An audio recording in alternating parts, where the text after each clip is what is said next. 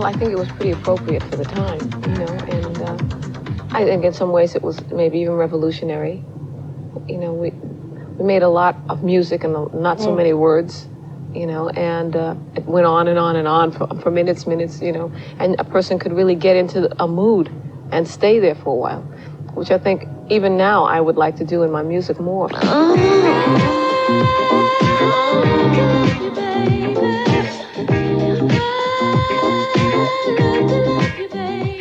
Did I ever feel like laughing? I laughed so much during that song. That's why I knew I couldn't do the song, because I would laugh and then I'd get hysterical and I'd say, well, shut the lights off. Then he'd shut the lights off, then I couldn't see the page.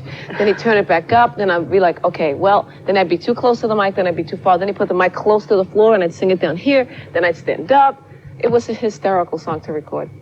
And did you find it harder if they were watching you? Oh, it was impossible. They couldn't watch. That's why they had to shut the lights off in the booth, and I had to have the lights almost totally dark. Feel aroma. Yes.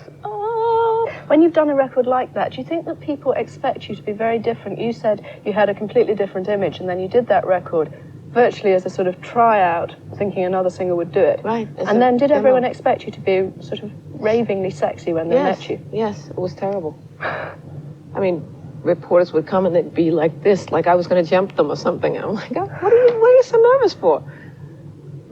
I'm pretty normal.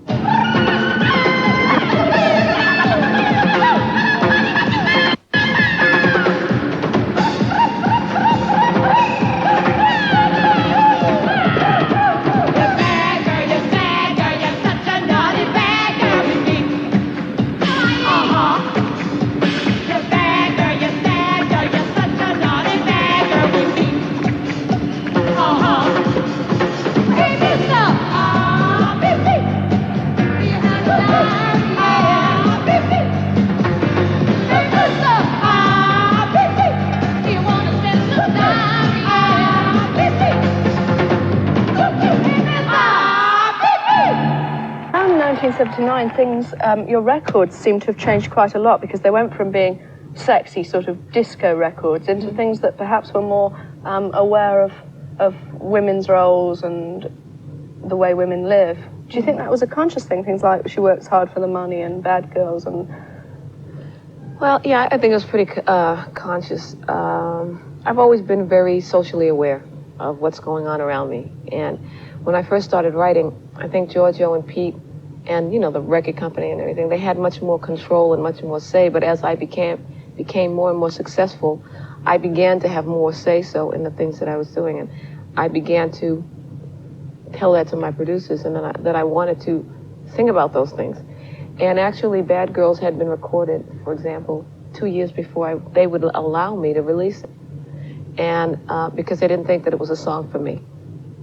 Okay, it was the biggest song I ever had, as far as, you know, and it was very interesting because it really did a lot to change that image.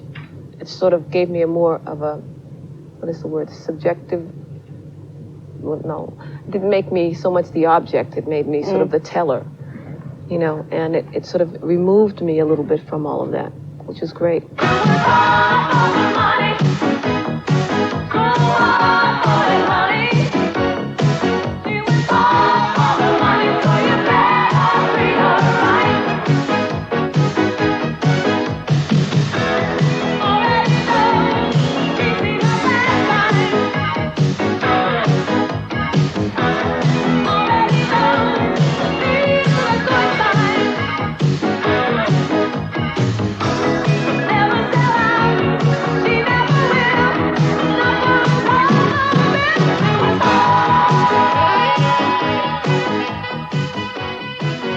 I think that the message in Hard for the Money, for me, is that we never know who we're going to meet up with.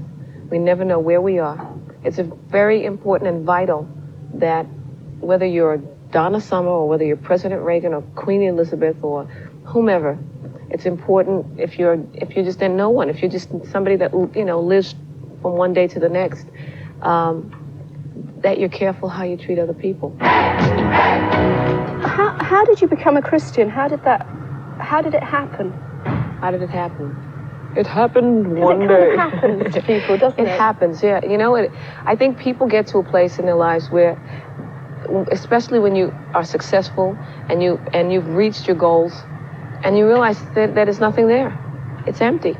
It's the same old room. It could be anywhere in the world. It could be with anyone in the world. It could be the same meal. It could be the same million coats. It could be a million diamond rings. It doesn't mean anything. You know, you get to a point where you realize that what happens after this? You know, it's like you get to like this elevated place that you're always striving for in your life, and then you get there and it's like, okay, and nothing comes. Give me your unconditional love, the kind of love I deserve, the kind I want to return. Give me your unconditional love, the kind of love I deserve, the kind I want to return. Everybody say, give me your unconditional love, the kind of love I deserve, the kind I want to return. Give me your unconditional love, my turn on to discern this agape love to learn. Did it change your attitude to things that you'd done in the past and change your attitude for work in the future? It must have done, because it's hard, I would imagine, to reconcile being an incredibly sexy, glamorous pop singer with suddenly discovering... Well, it is in some ways. What happens is you begin to understand where you've been misled. And, you know, for example, what beauty really is, what love really is, what God says love is, and what we say is human beings in a human sense what love is. I mean, there are 4 different kinds of love. What's supernatural love like? What is it like? Yeah. Do you think it's a sort of meshing now between love songs and religious songs and all sorts For me? of... Yeah. Yeah, I think, for I me think it's a sort of personally, double-edged meaning now. absolutely. I think that everything in my life has a double meaning. I mean, I'm just so incredibly conscious of the power of God all the time in my life, constantly. I mean, when I get on a plane, I don't cease to thank God that he's keeping it in the air, you know? I mean, he's everywhere with me. When you travel a lot, you become very dependent on God, because there are things that happen that you have no control over, and you hope that you're in his favor.